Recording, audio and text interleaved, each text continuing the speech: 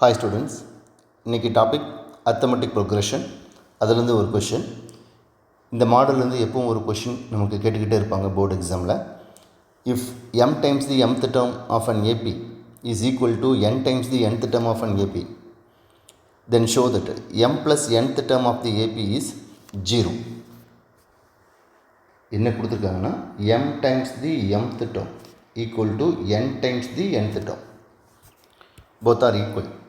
So m times of Tm, that is a plus m minus 1 into d, equal to n into a plus n minus 1 into d.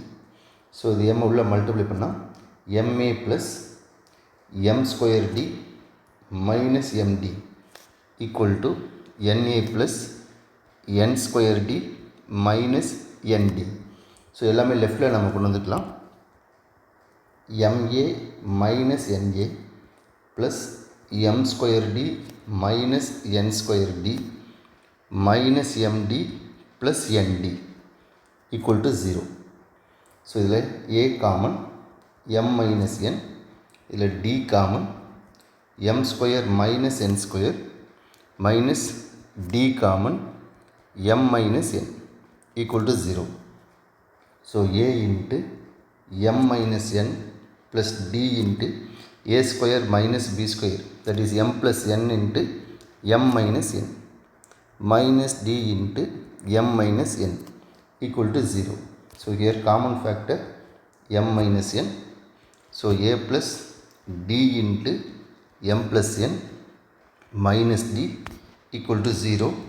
a plus m plus n minus 1 into d equal to 0. So this is nothing but t m plus n equal to 0. So இதே லாஜிக்கை use பண்ணி நமக்கு 1 mark question எப்படி கேட்பாங்கன்னா 10 times the 10th term is equal to 20 times the 20th term. Then 10 plus 20, 30. 30th term is 0. 100 times the 100th term equal to 2 times the second term. Then 102th term equal to 0. So இதை base பண்ணி நமக்கு 1 mark questions எப்படி வேணும் கேட்கலாம். இந்த ட்ரிக்கை use பண்ணிக்கலாம் நம்ம.